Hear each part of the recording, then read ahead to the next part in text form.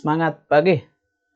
Terima kasih sudah bergabung di channel saya, Esron Ricardo Nenggolan, di Golan Education. Pada Golan Education kali ini, kita akan melanjut materi kecerdasan buatan atau AI mengenai logic dan juga learning method. Nah, kita akan memahami seperti apa sih logic yang digunakan dalam membuat sebuah sistem cerdas atau membuat sebuah aplikasi nantinya, atau membuat sebuah sistem yang nantinya akan menjadi sebuah cerdas gitu ya. Berarti ada logic ditanamkan gitu ya.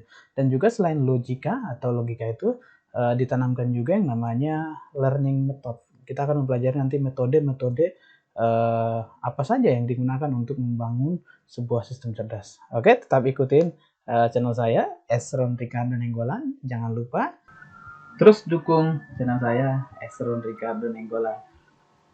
Tekan tombol subscribe-nya ya bagi yang masih merah. Tapi kalau sudah padam, jangan lupa komen dan like-nya. Terima kasih. Oke, di setiap pemrograman, ini kita juga nanti akan mengarah ke sana gitu ya. Artinya kecerdasan buatan ini mata kuliah teori, tetapi nanti Anda bisa kembangkan, kita kembangkan. Dalam teorinya adalah sebuah kecerdasan buatan itu adalah dibentuk dari logika-logika yang ada. Nah, sebelumnya kita sudah belajar mengenai searching ya, metode pencarian gitu. Karena konsep daripada kecerdasan buatan itulah dia akan mencari informasi ataupun pengetahuan yang sudah ditanamkan dalam sistem tersebut gitu ya.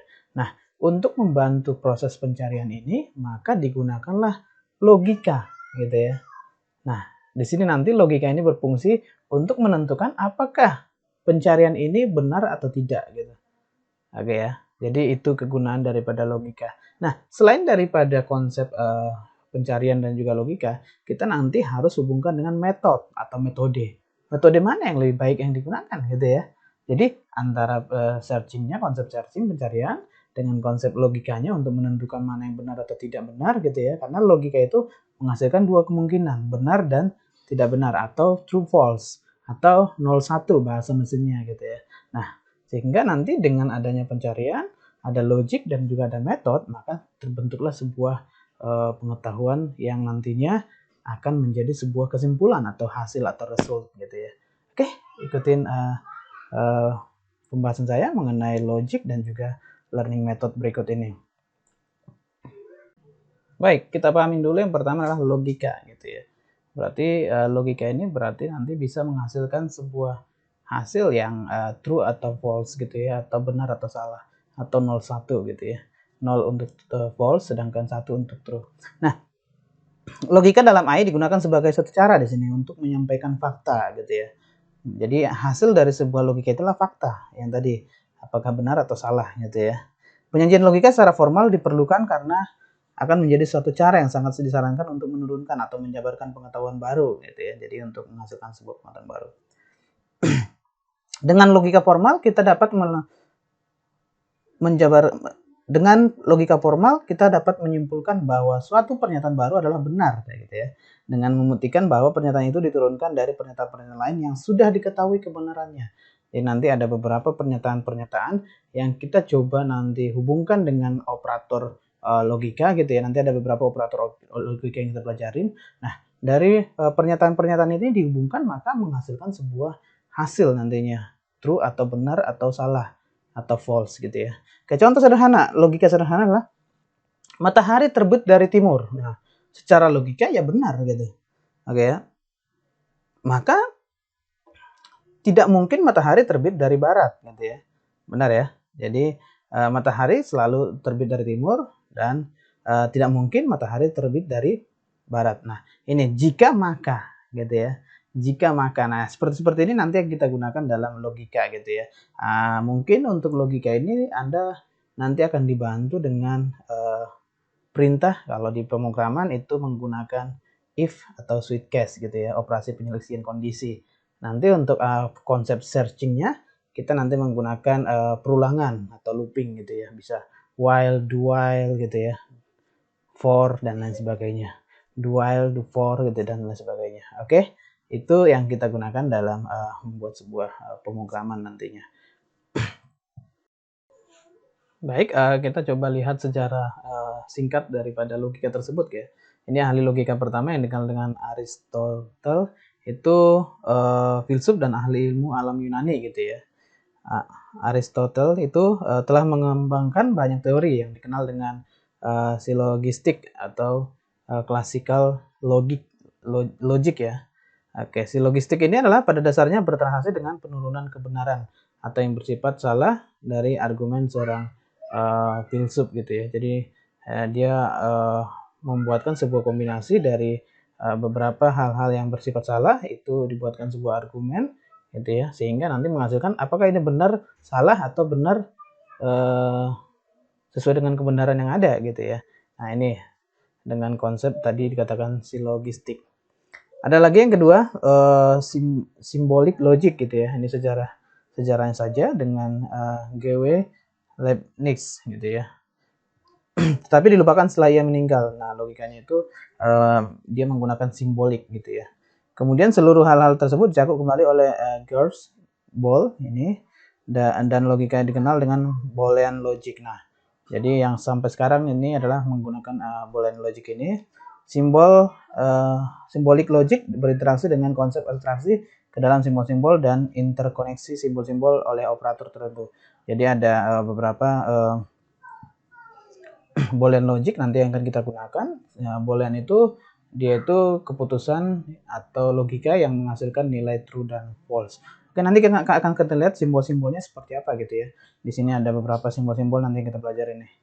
Ini ada simbol not atau negasi, ada and atau konjungsi, ada or disjungsi, ada juga jika gitu ya.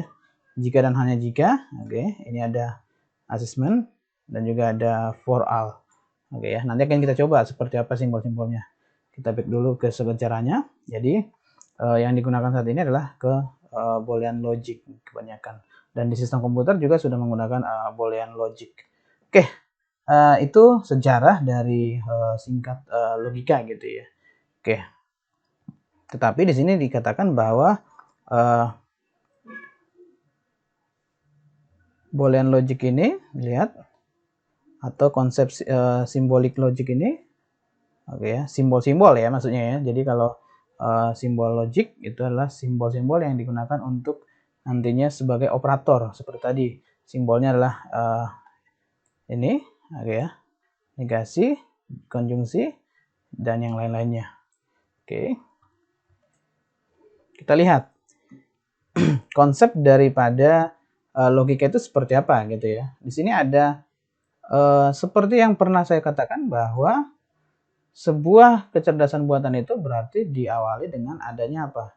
Adanya proses input. Nah, nanti ada proses logika dan juga output. Nah, logika juga sama seperti itu gitu ya. Logika itu ada inputannya apa? Jadi tanpa inputan atau tanpa satu aksi dia tidak akan memproses gitu ya. Berarti di sini ada input. Inputnya itu bisa apa? Bisa premis ataupun di sini atau disebut dengan fakta. Oke ya. Yang kedua, nanti setelah di input premis atau fakta itu, maka muncullah proses logikanya. Di sini muncullah yang disebut dengan inferensi atau konklusi atau hasil atau kesimpulan gitu ya. Nah, jadi input itu diproses baru pun output, atau konsep pemrograman itu namanya IPO, input proses output. Dengan adanya input maka diproses dan juga muncul output. Itulah logika ya. Oke. Nah, di sini dikatakan bahwa proses logika adalah proses membentuk kesimpulan yang menarik, suatu inferensi berdasarkan fakta yang telah ada gitu ya. Jadi fakta-fakta ini disebut sebagai premis di sini atau fakta, oke ya. Oke, di sini sudah jelas. Kita lanjut. Di sini ada proportional logic. Proportional logic ini adalah sebagai simbol-simbol yang kita gunakan nanti untuk melakukan logika di dalam sebuah pemrogramannya gitu ya. Nah, proportional logic digunakan sebagai cara menyajikan pengetahuan singkat atau sederhana yang diperlukan dalam AI. Dengan proportional logic, kita akan dengan mudah menyajikan fakta dunia nyata sebagai proporsi logika yang disebut dengan WFF atau well format formulas gitu ya. Nah, ini simbolnya. Not ini mungkin kalau Anda sudah sering bermain pemrograman gitu ya, apalagi nih ketika kita belajar pemrograman pasti dibubuhkan ini, yaitu di operator logika gitu ya. Ada and bentuknya seperti ini, ada or bentuknya ke atas gitu ya, v gitu ya, kalau n ke bawah. Ada jika, nah jika implikasi nih, implikasi mempengaruhi. Oke, jika dan hanya jika, oke ya. Ada assessment atau equivalent, oke ya, equivalent itu assessment, oke, atas terbagi. Ada juga yang disebut dengan for all untuk semuanya, oke ya, for all ya, untuk semuanya seperti ini simbolnya. Oke. Di dalam pemrograman juga bisa kita menggunakan simbol-simbol seperti ini, bisa juga menggunakan langsung perintahnya not, add, or gitu ya. Tapi harus bahasa Inggris gitu ya. Jika ini berarti kita ganti dengan if gitu ya, if. Oke ya. Oke. Jika dan hanya jika biasanya if and gitu ya, biasanya kita gunakan ya. Oke. Oke, ini kita coba lihat contohnya. Oke ya. Oke, it is raining. Oke, raining. Oke ya. It is sunny, sunny gitu ya. Oke, nah ini konsep penggunaan tanda ini. Oke ya. Operatornya. Kita lihat di sini beberapa operator yang digunakan. Oke. Nah, if it is raining, then it is not sunny gitu ya. Benar ya. Nah, ini penggunaannya nih. Gambarannya ini ada not gitu ya. Oke, then jika hanya di sini atau implikasi gitu ya. Berarti gambarannya gimana? Dia menggunakan if di sini ya, jika ya. Berarti di sini gambarannya adalah tadi it is raining itu disebut sebagai raining gitu ya. Berarti di sini adalah raining, oke ya. It's raining then, oke, it's not sunny. Berarti then ini implikasi gitu ya. Yang ini tadi implikasi nih, jika, oke ya. Oke, jika not ini berarti adalah simbol not yang tadi ini. Oke, simbolnya nih. Oke, simbol not tadi berarti not sunny. Oke ya, sunny berarti ini sunny itulah itu tadi it is sunny, berarti not sunny lah. Ini kan sunny tadi udah dibuatkan dengan kata assessment atau equivalent, sama dengan gitu ya, equivalent assessment itu sama. Oke, berarti raining tanda aplikasi, tanda tidak atau tanda not gitu ya, tidak sama dengan sunny gitu. Nah, ini cara penyajiannya bentuknya seperti itu. Contoh lagi di sini Socrates is a man, Socrates man di sini. Ini implikasinya, oke ya. Ini tadi ya. Ekuivalennya ya, implikasi bukan implikasi, bentuknya seperti ini. Oke. Oke, ini adalah assessment-nya sama ya, ekuivalen. Oke. Socrates is a man, berarti ini Socrates man gitu ya. Berarti Plato is a man, Plato man gitu ya. Ditulis dengan cara yang lebih simpel, berarti nanti man buka kurung, Socrates man buka kurung, Plato, ini bisa juga gitu ya. Jadi nanti di dalam man itu siapa? Yaitu si Socrates gitu ya. Man itu adalah si Plato juga gitu. Nah, ini bisa sama seperti ini. Ini digambarkan dengan buka kurung gitu ya. Nah, ini adalah proporsional juga. Oke, penggunaan seperti ini biasanya Anda gunakan nanti konsepnya adalah dalam penggunaan variabel-variabel. Jadi nanti kita tentukan dulu variabel-variabelnya, baru nanti dari variabel tersebut barulah kita buatkan atau kita hubungkan dengan simbolik logiknya atau dengan operator-operatornya gitu ya. Jadi biasanya kalau kita di pemrograman kita menggunakan variabel. Tapi di sini dibuatkan dengan konsep, misal nih tadi Plato is a man gitu ya. Berarti di sini adalah dia sama dengan Plato man gitu ya. Tadi lihat di sini fungsinya adalah assessment atau equivalent, sama gitu ya. Oke, kita masuk ke proposisi gitu ya. Nah, di sini kita membuatkan sebuah konsep daripada logika tadi atau simbol-simbol tadi gitu ya. Di sini ada yang namanya tabel kebenaran, di mana tabel kebenaran itu dengan konsep boolean itu menghasilkan true dan false gitu ya. Misal di sini diberikan, lihat di sini ada nilai P gitu ya, dan ada nilai Q, di mana P-nya yang pertama adalah true, oke ya. Q yang pertama adalah true, oke ya. Ini yang kedua, Oke, true, false, false, true, false, false. Artinya di sini ada premis atau fakta yang diberikan, yaitu fakta daripada P ini adalah ini saya hapus dulu sebentar. Nah, ini fakta dari P ini adalah nilainya ini. Oke ya, ini P nilainya atau faktanya atau premisnya, sedangkan Q ini. Oke ya. Sekarang kita coba masukkan dia dengan menggunakan simbolik logik tadi atau operatornya gitu ya. Nah, ini kita gunakan dengan konsep apa nih? Operator N tadi, oke ya. Kita lihat operatornya adalah N, oke ya. Oke, kita lihat. Apabila premis-premis atau fakta itu dihubungkan dengan tadi proporsionalnya tadi gitu ya, dengan simboliknya, maka menghasilkan sebuah kebenaran ataupun nanti fakta gitu ya, hasil gitu ya.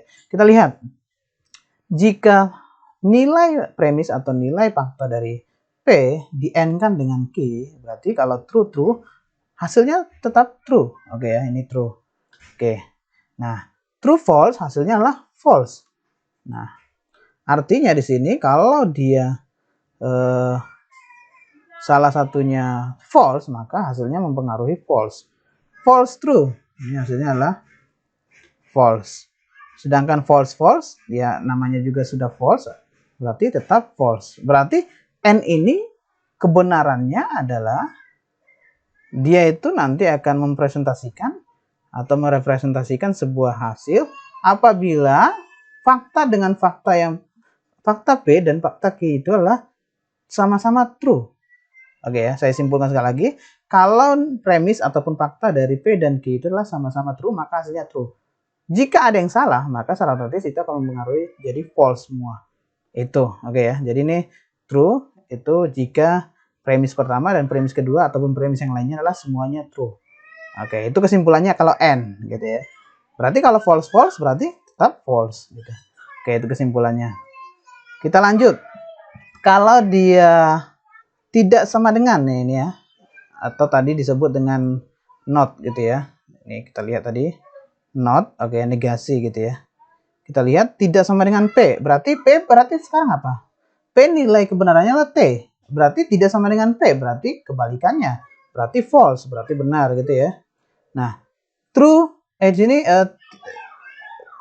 ini V ya, berarti ini P true, berarti kebalikannya false, benar. Ini false, berarti kebalikannya true. Oke ya, jadi ini kebalikan saja. F false berarti true. Nah ini berarti not itu adalah nilai kebalikan gitu ya. Jika tidak ini maka jika tidak benar berarti salah. Kalau tidak salah berarti benar gitu ya. Itu logikanya. Oke.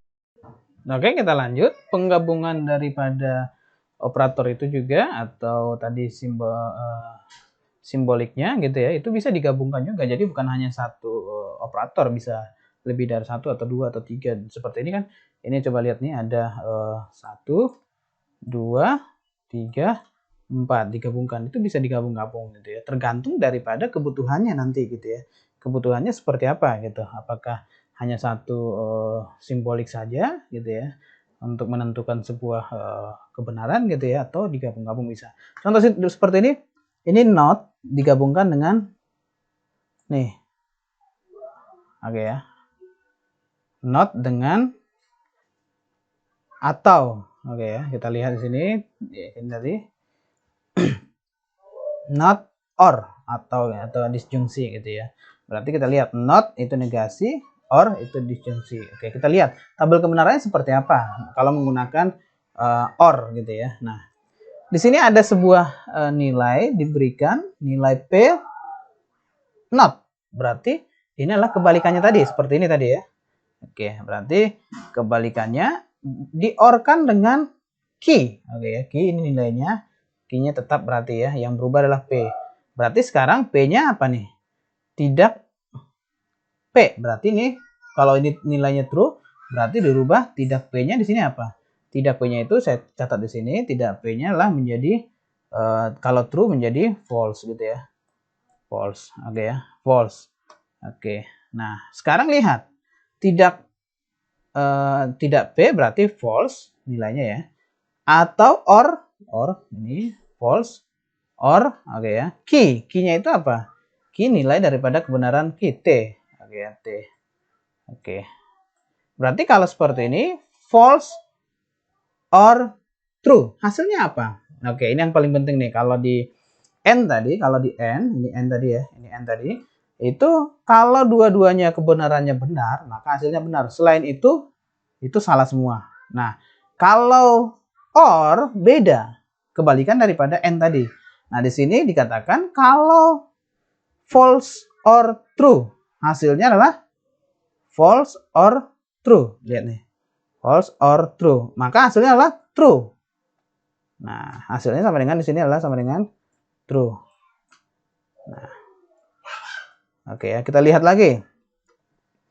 Di sini dikatakan tidak P, berarti tidak P adalah true. Oke ya. Berarti tidak P adalah false, oke ya. Or false. Ini kan key-nya kan false di sini nih. Oke ya. Berarti false false, oke ya. Berarti false false, hasilnya adalah false. Nah, selanjutnya tidak P, berarti P di sini adalah false, berarti true.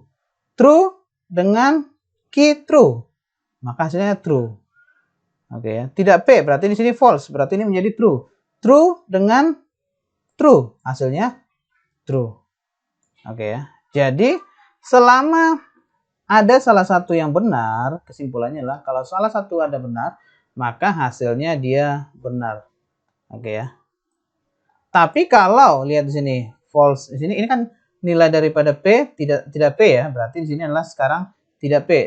Nah, berarti ini adalah true. Berarti kita ganti menjadi false. Berarti false dengan key-nya adalah false. Key-nya adalah false. Berarti false false hasilnya adalah false. Ini yang disebut dengan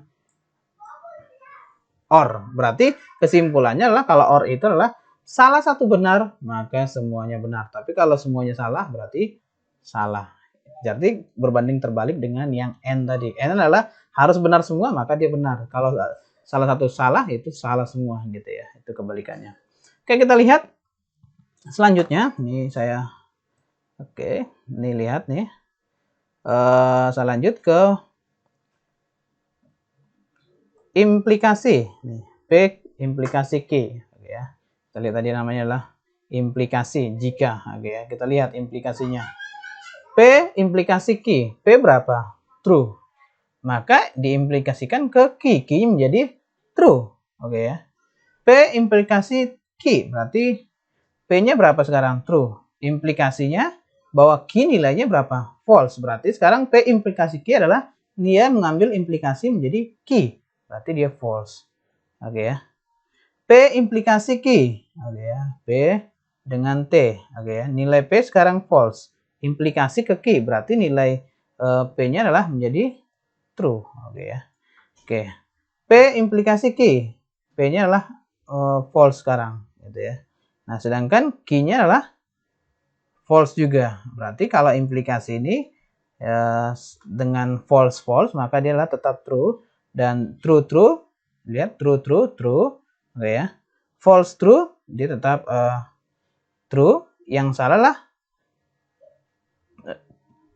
di sini adalah true false. Kalau true false berarti dia hasilnya menjadi false. Oke ya. Artinya di sini apa? Artinya di sini nilai P diimplikasi dari nilai Q. Oke. Nilai P diimplikasi dari nilai Q. Oke. Dipengaruhi gitu ya. Sekarang kita lanjut ke Oke, jadi implikasinya adalah pernyataan pertama itu mempengaruhi ya, mempengaruhi ke pernyataan kedua atau implikasi. Oke, sehingga nanti hasilnya tadi sudah saya simpulkan bahwa apabila tadi pengaruhnya adalah true, maka dia akan true. Sedangkan kalau seperti ini yang dipengaruhi adalah false, maka dia akan false gitu ya. Tapi kalau dipengaruhi adalah di sini true, tapi pengaruhnya adalah false, berarti dia tetap akan false. Dan di sini dia pengaruhnya adalah false false, berarti dia tidak ada yang benar, maka di sini adalah hasilnya adalah true gitu ya, menyatakan bahwa false false. Oke, ini kesimpulannya seperti ini ya tadi ya. Contoh ini saya buatkan gambar gitu ya. Implikasi bisa dipandang sebagai hubungan di sini. Oke ya. Oke, kita pensil dulu. Oke.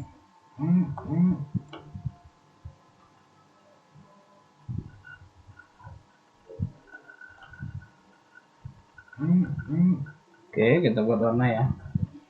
Di sini implikasi bisa dipandang sebagai hubungan dua pernyataan atau lebih gitu ya, dimana pernyataan kedua merupakan konsekuensi logis dari pernyataan pertama. Jadi ada konsekuensinya ya. Jadi dia mempengaruhi di sini. Oke, ditandai dengan tanda tadi. Oke ya. Kita lihat di sini jika P-nya benar, oke, Q-nya benar, maka P, Q itu menjadi benar. Oke, jika benar salah, ada salah satu salah, maka dia adalah di sini salah juga atau false gitu ya. Nah, S implikasi B, maka ini nilai B-nya benar, maka ini benar. Gitu ya. S implikasi B, sama-sama salah berarti benar kondisinya. Gitu ya. Nah, dari tabel atas dapat disimpulkan bahwa dalam konsep implikasi akan bernilai salah jika dan hanya jika sebab bernilai benar. Oke ya.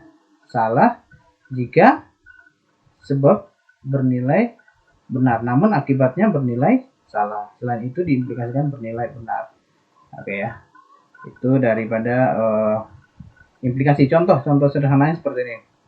Jika Budi sembuh, maka Budi akan sekolah. Ini pernyataannya ya. Oke, kita lihat. Jika betul Budi sembuh, lalu Budi masuk sekolah. Oke ya. Budi telah melakukan hal yang benar. Benar ya. Jika betul Budi sembuh, lalu Budi masuk sekolah. Nah, itu adalah implikasi tadi, gitu ya. Budi telah melakukan hal yang benar, berarti benar ya. Namun jika Budi sembuh, namun dia tidak masuk sekolah, maka Budi telah berbuat salah. Itu implikasinya. Oke ya. Karena mengingkari janjinya. Lalu bagaimana jika Budi belum sembuh? Nah, kalau belum sembuh bagaimana? Oke. Perhatikan bahwa Budi hanya berjanji masuk sekolah jika sembuh, gitu ya.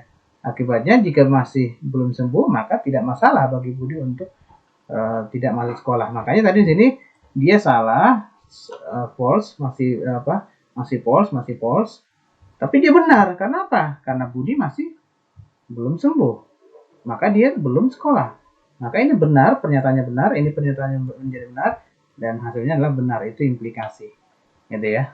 Oke, kita lanjut yang lain. Oke, kita lanjut ke operator yang selanjutnya, itu adalah di sini namanya, ini kalau tadi implikasi namanya adalah diimplikasi, atau kalau di sini tadi disebut dengan nama jika dan hanya jika, ini namanya adalah diimplikasi di dalam pemrograman gitu ya. Oke, kita lihat contoh di sini.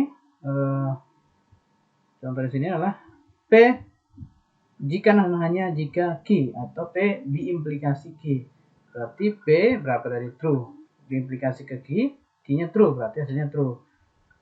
P diimplikasi F, true, false, berarti hasilnya false. False, true, false. False, false, benar-benar, berarti true. Berarti di sini disebut istilahnya adalah apabila nilai daripada P dan Q-nya sama, maka hasilnya adalah true. Jika berbeda, maka false. Itu definisinya gitu ya. Kita lihat contoh kasus seperti ini. Oke ya. Suatu pernyataan P dan Q dapat digabungkan dengan menggunakan kata hubung jika dan hanya jika. Oke ya, ini dengan simbol tadi adalah diimplikasi disebut ya. Oke. Ini lobet, sebentar saya jawab dulu.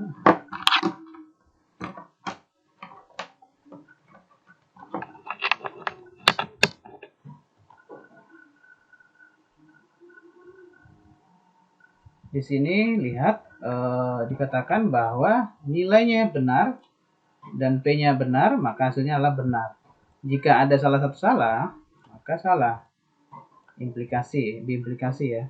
Ini salah, ini akan salah.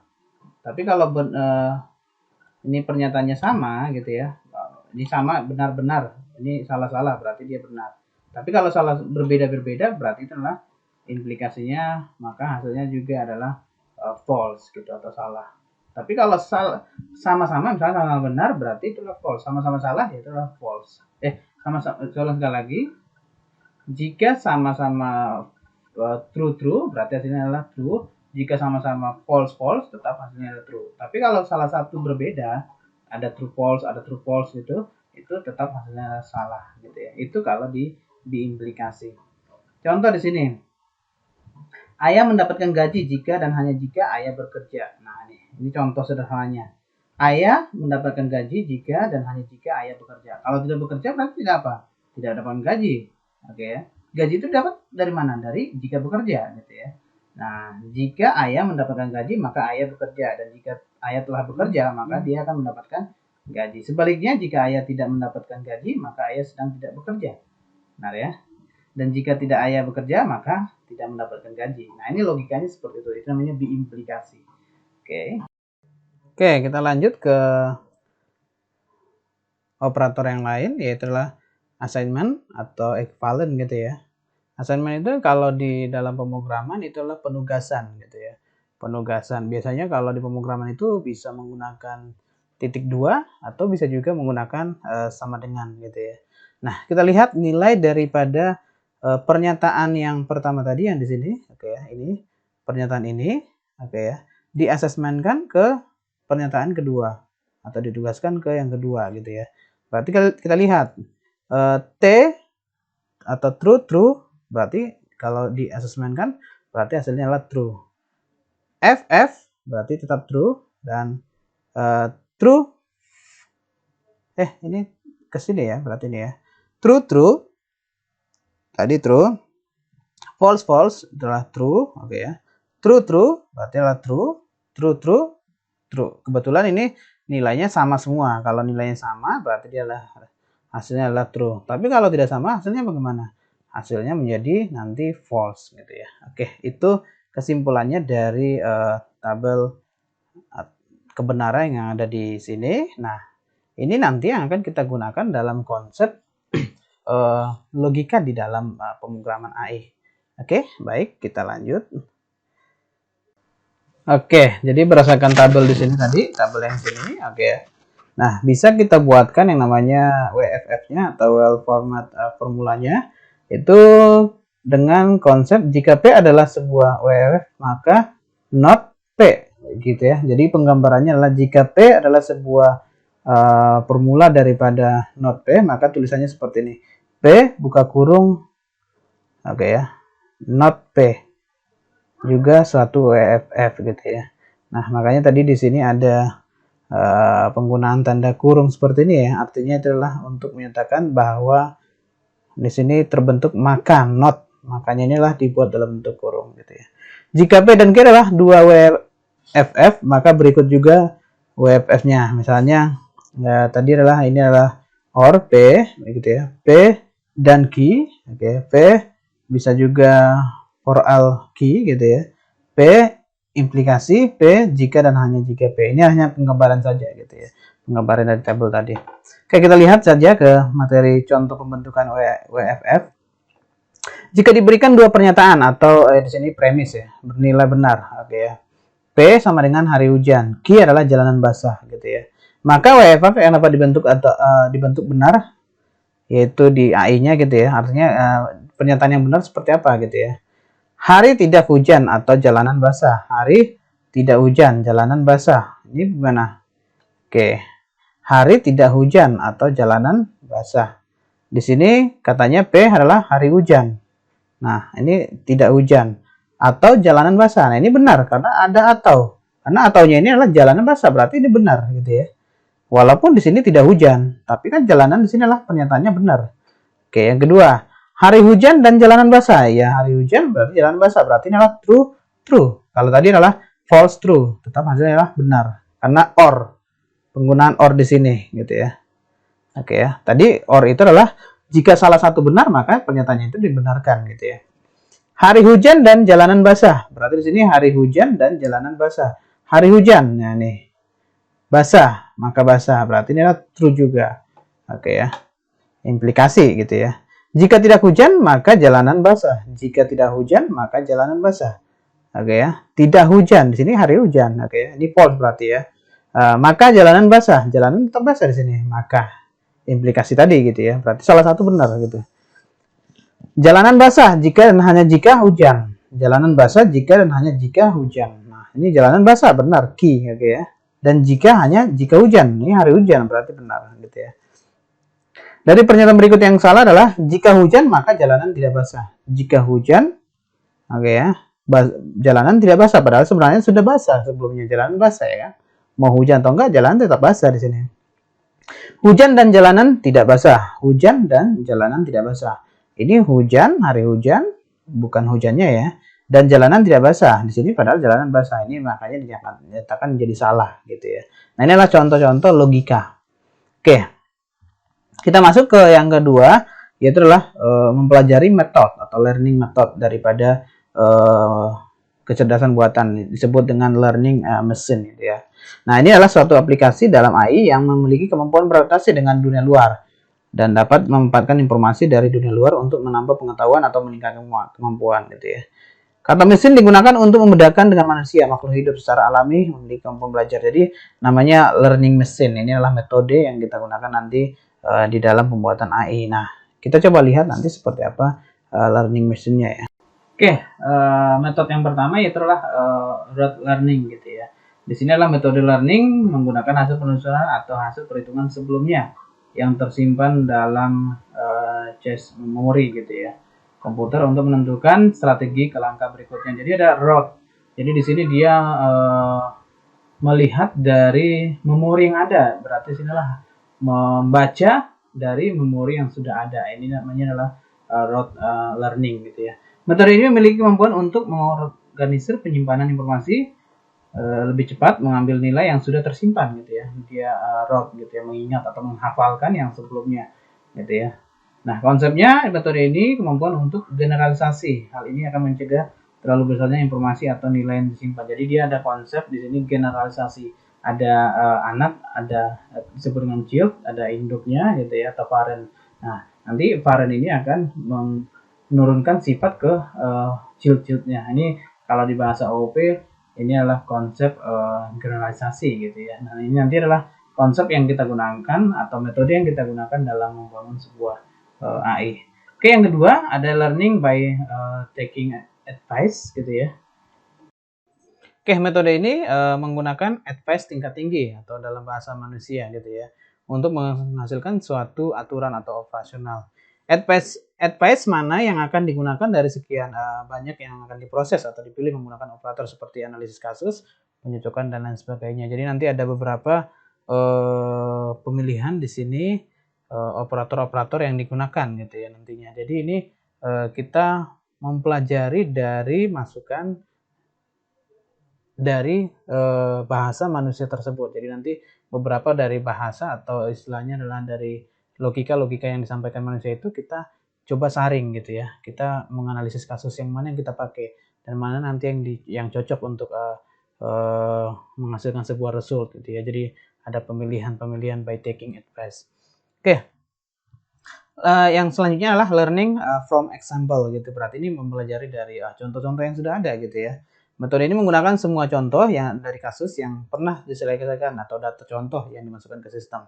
Hal terpenting dari metode ini adalah klasifikasi gitu ya, ada pengklasan yang mana kira-kira contoh yang mendekati gitu ya.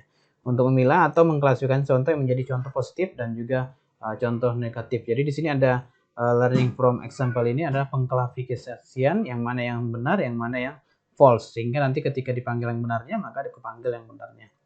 Metode ini menggunakan algoritma searching ya untuk mengeliminasi contoh ya, dan menghasilkan pohon keputusan, sama seperti kemarin kita menggunakan heuristik gitu ya. Oke, jadi konsepnya adalah dia menggunakan konsep pemilihan mana kira-kira yang akan dipilih untuk menghasilkan sebuah pohon keputusan yang kemarin. Oke. Ada lagi yang namanya learning in problem solving gitu ya. Pengambilan keputusan di sini berusaha untuk memperbaiki pemecahan masalah dari pemecahan masalah yang sudah ada atau yang sudah pernah diaplikasikan. Metode ini menggunakan solusi dari contoh masalah sebagai masukan dan akan menghasilkan penemuan cara baru untuk menyelesaikan masalah secara lebih efisien. Metode ini menggunakan heuristic search seperti generalisasi, learning berdasarkan penjelasan pertimbangan yang menyeluruh. Jadi ini learning in problem solving gitu ya. Jadi intinya adalah dia menggunakan solusi dari contoh masalah itu sebagai masukan dan akan menghasilkan penemuan cara baru untuk menyelesaikan masalah secara lebih efisien. Nah, Dia nanti learning in problem solving ini dia lebih ke pemecahan masalahnya dicari dan akan mempertimbangkan kira-kira yang mana nanti akan digunakan. Nah, ini juga sama menggunakan konsep heuristik, dia mencari ke rule atau mencari ke pohon atau turunannya yang benar gitu ya. Kalau misalnya benar, maka dia akan stop di situ. Tapi kalau nggak benar, maka dia nanti akan mengulang pencarian lagi ke rule yang lain yang dianggap dia adalah itu sebuah masalah atau itu sebuah titik terang di situ gitu ya. Kalau misalnya nggak ketemu, lanjut lagi, perulangan lagi ke mencari ke pengetahuan yang lain gitu ya. Itu heuristik kemarin kita pelajari. Ada lagi metode discovery, oke ya. Discovery di sini, oke, discovery atau penemuan gitu ya. Berarti di sini adalah sebuah metode yang berusaha untuk menemukan pengetahuan baru yang belum terungkap sebelumnya.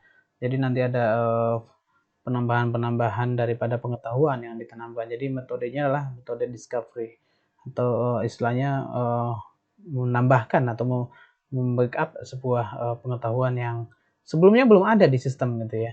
Metode ini menggunakan heuristic search yang berdasarkan kepada analogi, ketertarikan minat, atau bahkan suatu misteri. Hasil atau keluaran dari metode ini cenderung tidak diketahui atau sulit diperkirakan karena biasanya berdasarkan informasi atau pengetahuan yang minim gitu ya. Ini adalah konsep discovery. Jadi dikatakan bahwa tidak diketahui atau sulit diperkirakan karena biasanya berdasarkan informasi atau pengetahuan yang minim. Jadi pengetahuan-pengetahuan itu biasanya belum dipetakan gitu ya. Sehingga apa? Dikatakan di sini cenderung tidak diketahui karena apa? Karena belum tadi dipetakannya itu dari pengetahuan yang sudah ada. Oke, itu mungkin untuk metode-metodenya. Jadi nanti Anda bisa menggunakan metode-metode ini dalam membangun sebuah AI. Apakah Anda menggunakan konsep rote learning tadi, atau menggunakan learning by talking advice, atau menggunakan learning from example, atau learning in problem solving, atau juga dengan konsep discovery atau penemuan-penemuan pengetahuan baru. Oke, itu saja untuk hari ini. Kita akan lanjut di metode di pembelajaran pertemuan berikutnya. Tetap semangat, tetap ikutin Golan Education. Apabila ada yang mau tanyakan, silahkan komen di bawah ini. Dan jangan lupa tetap dukung channel saya supaya nanti muncul lagi video-video pembelajaran lainnya. Dan tetap support saya dengan cara subscribe bagi yang belum subscribe, like, dan komen. Terima kasih atas subscribe-nya. Terima kasih atas like-nya dan juga terima kasih atas komennya. Jangan lupa di-share juga serta loncengnya. Oke, terima kasih untuk pertemuan kali ini. Saya kiri salam Golan, salam pencapaian untuk kita semua. Terima kasih.